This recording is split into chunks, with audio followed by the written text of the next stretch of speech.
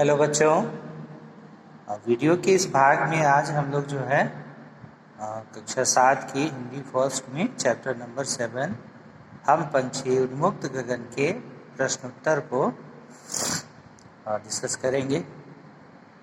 प्रश्नोत्तर के बारे में देखिए, हम पंछी उन्मुक्त गगन की ये कविता जो है पिछले वीडियो में आपको पढ़ाई गई है। 2 वीडियो है इसके पहले के, इसमें एक्सप्लेन किया जा चुका है इसको अच्छे तरीके से। इसमें जो है फिर भी हम समराइज कर देते हैं, इसकी समरी बता देते हैं आप लोगों को। देखिए, इसमें कवि शिवमंगल सिंह सुमन जी ने गुलामी की पीड़ा को व्यक्त किया है और उस गुलामी की पीड़ा को जो है इन पंछियों के माध्यम से व्यक्त किया है कि पंछी जो है, पंछी क्या कह रहे हैं इसमें, पंछी जो है वो उन्मुक्त होकर के, स्वतंत्र होकर के खुले आकाश में उड़ना चाहते हैं। वो बंधन में बंद कर रहना नहीं चाहते और मनुष्यों से ये रिक्वेस्ट करते हैं, ये प्रार्थना करते हैं कि हमें जो है वो पिंजड़े में कैद करके न रखा जाए। चाहे भले हो पिंजरा सोने का ही क्यों ना हो, तो हमको उस पिंजड़े में नहीं रहना। चाहे भले उसमें सोने की कटोरी में रख करके अच्छी अच्छी चीज़ें हमको खाने के लिए दी जाती हों, लेकिन ये सब मुझे जो है पसंद नहीं है, क्योंकि इस पिंजड़े के अंदर रह करके हमारी स्वतंत्रता जो है वो छीन जाती है, हमारी आज़ादी छीन जाती है। हम स्वतंत्र होकर के उड़ नहीं सकते, हम अपना जीवन जी सकते हैं, क्योंकि ईश्वर ने हमें ये पंख दिया है उड़ने के लिए। हमको मनुष्य प्रार्थना कर रहे हैं कि हमको तो उड़ने दिया जाए, और वो कहते हैं कि इस पिंजड़े में रह करके हमें अच्छी अच्छी चीज़ें खाने के लिए नहीं चाहिए, सोने के कटोरे में रख कर। हमको तो उससे कहीं लाख गुना अच्छा जो है वो बाहर का जो नीम का तीखा फल है वो खाना पसंद करते हैं हम लोग, और नदी के बहते हुए स्वच्छ जल को पीना पसंद करते हैं। तो हमें इस पिंजड़े में नहीं रहना, अर्थात हमें अपनी स्वतंत्रता जो है समाप्त नहीं करनी। हम आज़ाद रहना चाहते हैं। हम पंछियों को ईश्वर ने पंख दिया है उड़ने के लिए, और इस पिंजड़े में रह करके तो हम सब अपनी गति जो है, उड़ान सब भूल जाएंगे। यानी अपना जीवन जो वास्तविक जीवन होता है उसको जीना हम लोग भूल जाएंगे। और हम लोग की ये इच्छा है कि हम तो उड़ते उड़ते यानी उड़ते ही रहें। उड़ने के लिए जो है ईश्वर ने पंख दिया है, और इनकी अरमान क्या है, इनकी इच्छाएं जो है ये है कि हम उड़ते उड़ते जो है उस नीले आकाश की सीमा को प्राप्त कर लें, यानी उसके बॉर्डर तक पहुंच जाए, लास्ट छोर तक। और वहां पहुंच करके जो है लाल किरण सी चोंच खोल चुकते तारक अनार के दाने, और वहां पर जो है तारे रूपी अनार के जो दाने हैं उनको अपनी लाल चोंच, जो लाल किरण सी जो हमारी लाल चोंच है, उसको खोल कर जो है हम उन दानों को चुगते। होती सीमाहीन क्षितिज से पंखों की होड़ा होड़ी, या तो क्षितिज मिलन बन जाता है या तंती सांसों की डोरी।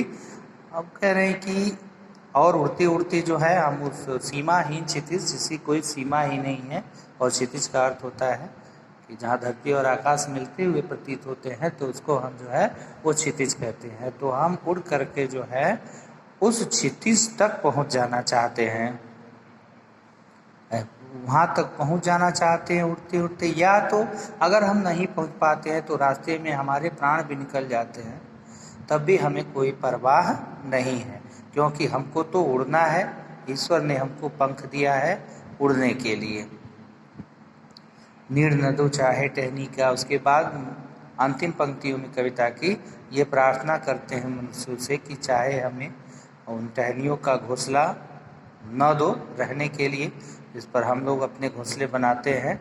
नीड़ जो है, नीड़ का अर्थ घोंसला होता है। तो मनुष्यों से प्रार्थना कर रहे हैं कि चाहे तुम वो टहनी का नीड़ हमें न दो, यानी घोंसला में न रहने दो, आश्रय छिन्न भिन्न कर डालो, और चाहे तो तुम उसको तोड़ ताड़ डालो। किसको?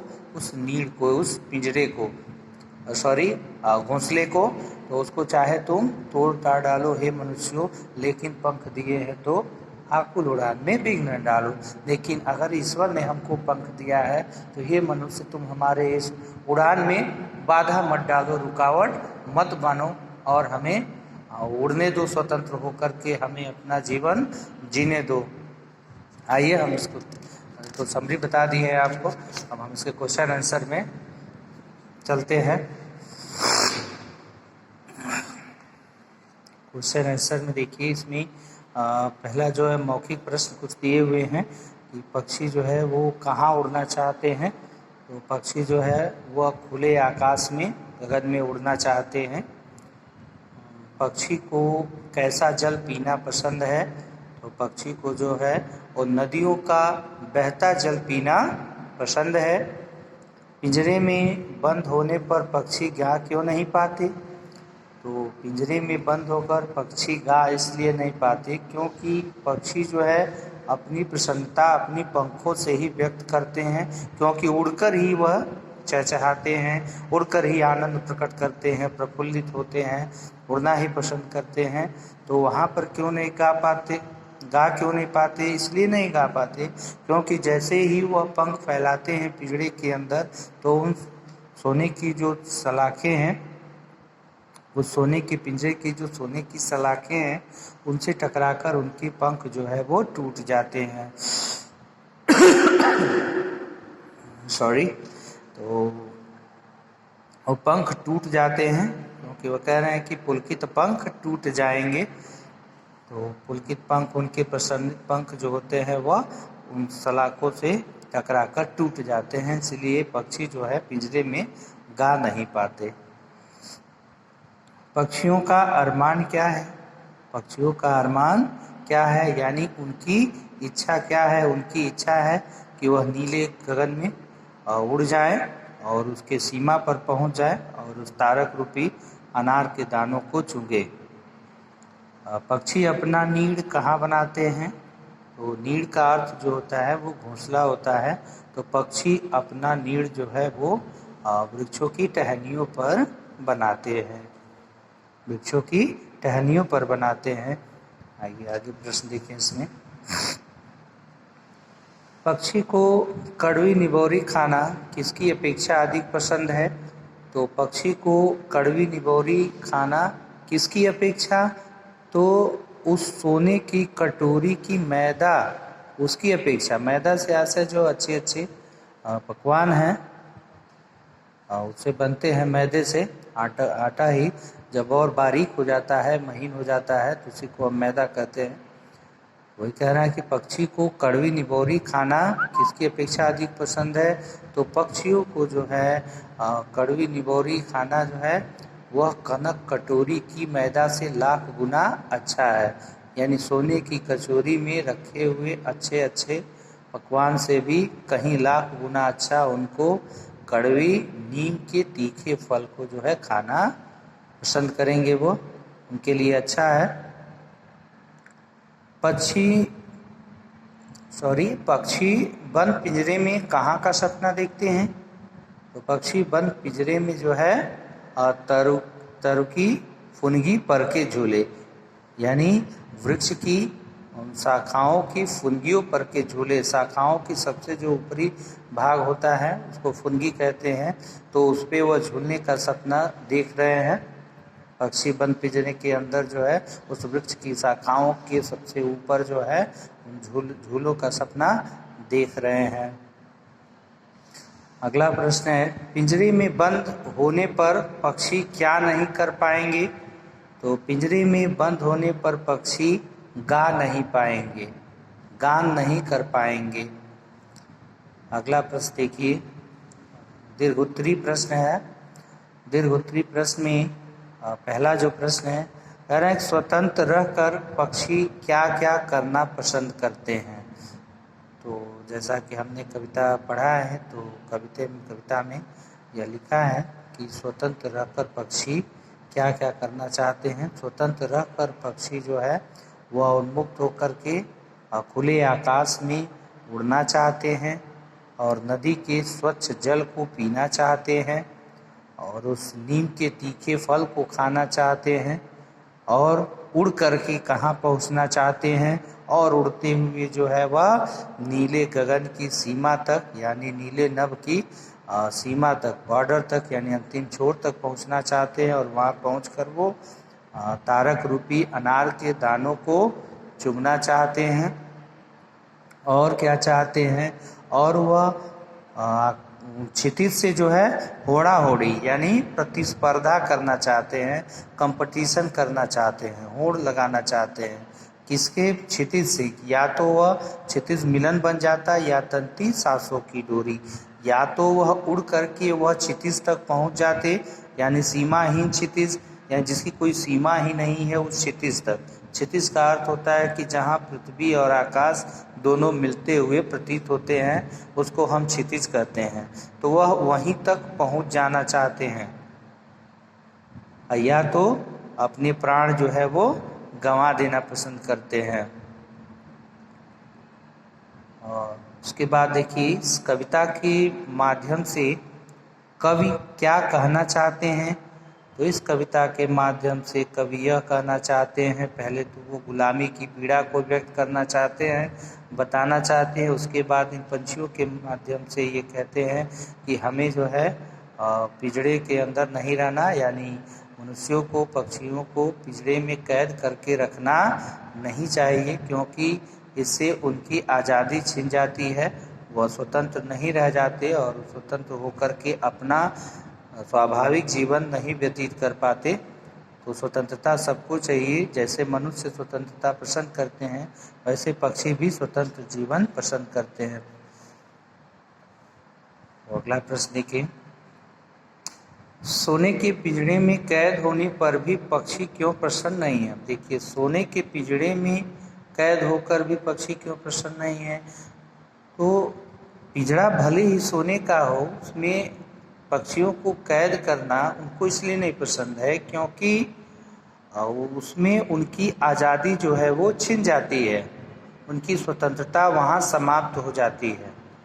और चाहे भले वो पिंजरा सोने का हो, में सोने की कटोरी में रख के अच्छे अच्छे पकवान खाने को मिलते हो, लेकिन वह उसमें रहना पसंद नहीं करेंगे। क्यों?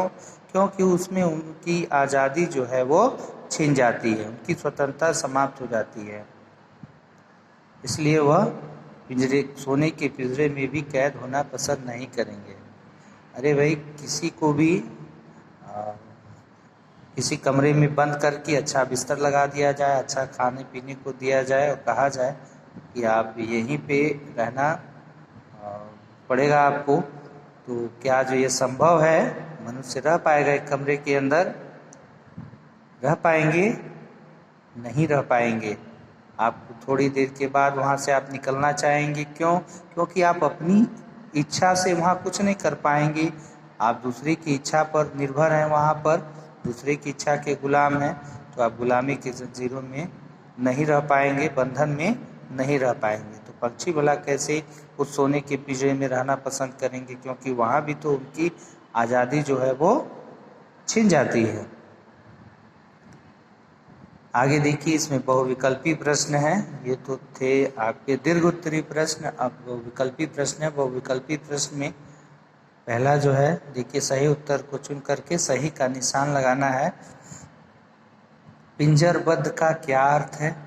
तो पिंजरे में, या पिंजरे में बंद, या पिंजरे से मुक्त। तो पिंजरबद्ध का अर्थ जो है वो पिंजरे में बंद है।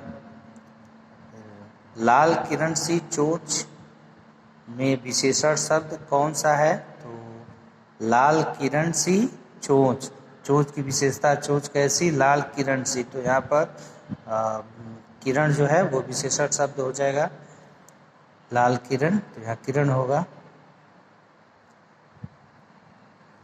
इनमें कौन सा विलोम शब्द का युग्म है? तो स्वर्ण श्रृंखला, ये तो विलोम है नहीं।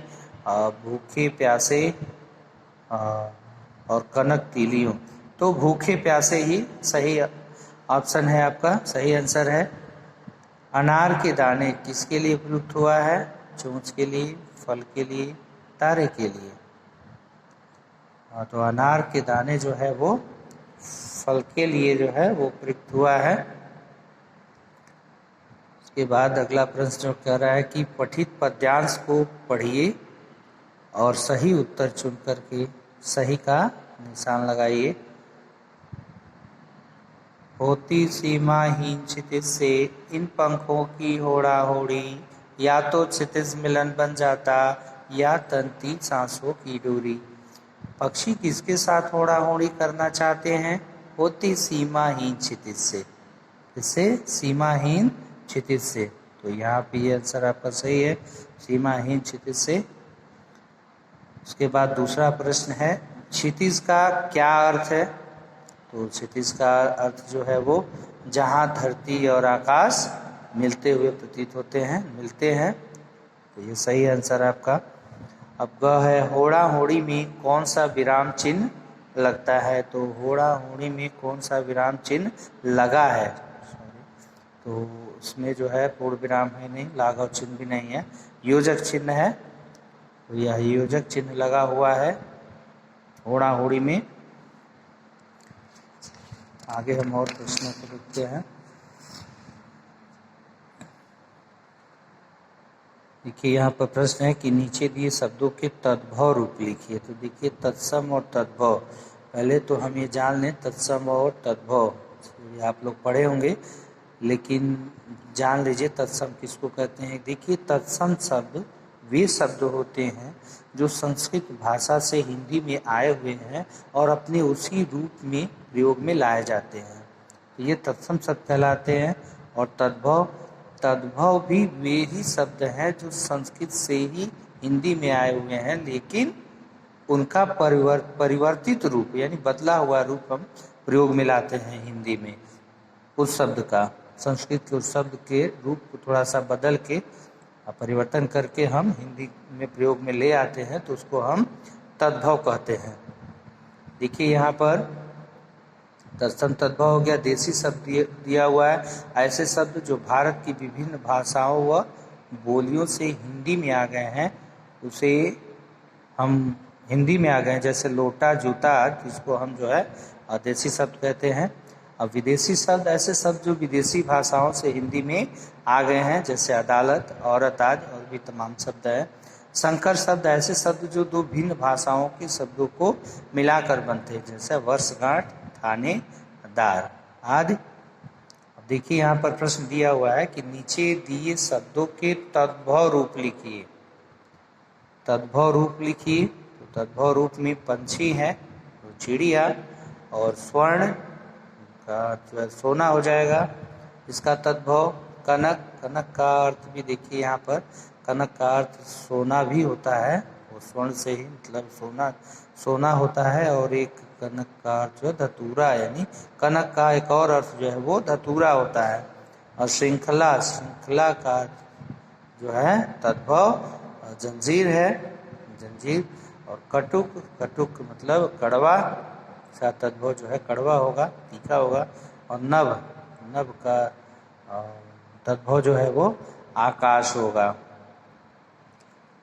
तो स्टूडेंट आज इतना ही, नेक्स्ट के वीडियो में हम आगे फिर इसको